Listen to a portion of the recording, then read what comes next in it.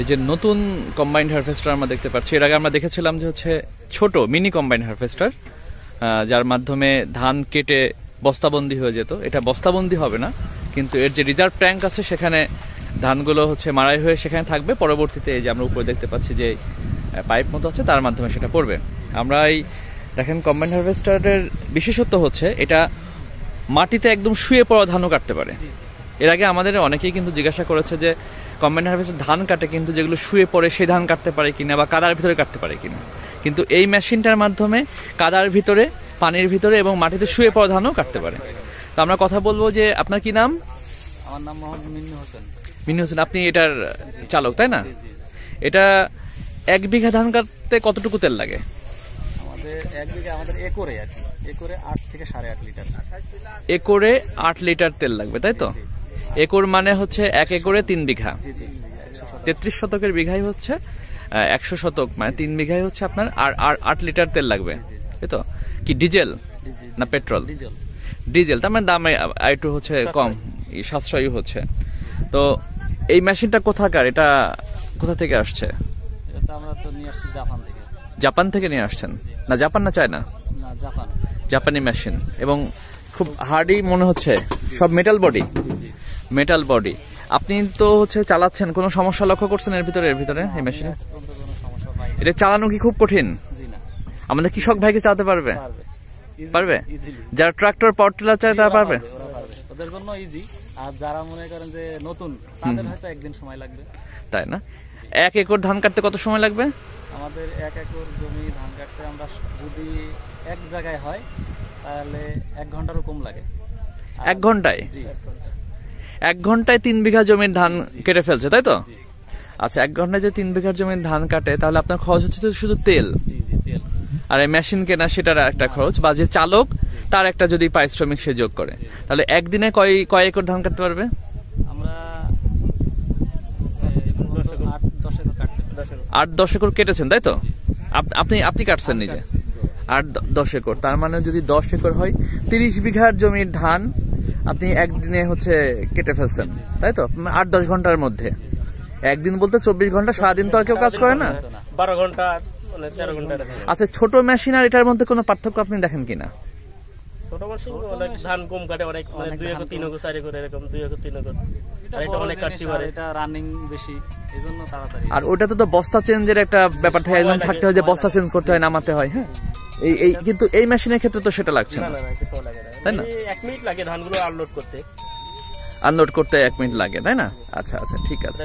15 মণ, অর্থাৎ আমরা প্রায় 15 মণ একসাথে, মানে 1 বিঘা জমি প্রায় একবার আনলোড করলে হয়। ও, 1 বিঘা জমি একবারে কেটে চলে যাবেন, সব এতে জমা হবে, তারপর এখান থেকে আপনি আবার 15 মণের ক্যাপাসিটি, এটা 15 মণের ক্যাপাসিটি তাই না? ওকে, ঠিক আছে। ওকে, আমরা এই যে দেখলাম যে নতুন ধরনের হচ্ছে কম্বাইন্ড হারভেস্টার, আগে ছিল মিনি কম্বাইন্ড হারভেস্টার। তো আমাদের একদম মাঠ পর্যায়ে আমরা এসেছি কৃষককে দেখানোর জন্য, এটা সম্প্রসারণের জন্য। আমাদের মাঝে উপস্থিত আছেন কৃষি সম্প্রসারণ অধিদপ্তরের সাবেক মহাপরিচালক জনাব মোহাম্মদ হামিদুর রহমান স্যার, এবং উপস্থিত আছেন আমাদের কৃষি সম্প্রসারণ অধিদপ্তর চুয়াডাঙ্গা জেলার সুযোগ্য উপপরিচালক জনাব মোহাম্মদ আলী হাসান স্যার। স্যার, আপনার কাছে জানতে চাবো, স্যার আপনি তো সরাসরি দেখলেন এর পারফরমেন্স, মানে এটা কি ধরনের, কেমন মেশিন হবে স্যার, কৃষকের জন্য কেমন কাজে লাগবে? আমি দুটো ভালো বৈশিষ্ট্য দেখলাম। একটা হচ্ছে বিচার অক্ষত থাকছে, এবং কৃষক ইচ্ছে করলে থেকে গুছিয়ে বান্ডিল বেঁধে বাড়িতে নিয়ে যেতে পারে, এবং গো খাদ্য হিসাবে সংরক্ষণ করতে পারে। আরেকটা হচ্ছে এখানে ওই যে বারবার বস্তা লাগানো খোলা, হ্যাঁ, এই বিষয়টি নেই। এখানে একসাথে প্রায় 15 মণ ধানের ভেতরে সংরক্ষণ করতে পারে। এটা খুব ভালো একটা পদ্ধতি। ওইটা ভরে গেলে একসাথে কয়েক বস্তা লোড করে রেখে দিতে পারে। তো এই দুটো বৈশিষ্ট্য রয়েছে এই কুবুতা মেশিনের। এই দুটো বৈশিষ্ট্য খুবই কৃষকের জন্য গুরুত্বপূর্ণ। কৃষি বায়োস্কোপের পক্ষ থেকে আমি এই যান্ত্রিকীকরণ বিষয়ে এবং এই মেশিন ব্যবহার করার বিষয়ে সাধারণ কৃষক ভাইদের জন্য যে কথাটি বলতে চাই, যে মেশিন একটি অত্যন্ত ব্যয়বহুল একটি উপকরণ। তো এটি ব্যয় করতে যারা কিনবেন তারা এটাকে ব্যবহার করে লাভবান হতে চাইবেন। তো লাভবান হতে গেলে এর একটা কমান্ড এরিয়া দরকার, যে যেখানে এটা অপারেট হবে। সেই কমান্ড এরিয়া সৃষ্টির জন্য কৃষকদের সংঘবদ্ধ হতে হবে। একই মাঠে একই সময়ে একই জাতের ধান রোপণ করা এবং কর্তন করার বিষয়টি যদি হয়, তাহলে এই মেশিন যারা সংগ্রহ করেছেন তাদের জন্য এই মেশিন ব্যবহার করাটা অনেক বেশি উপযোগী হবে।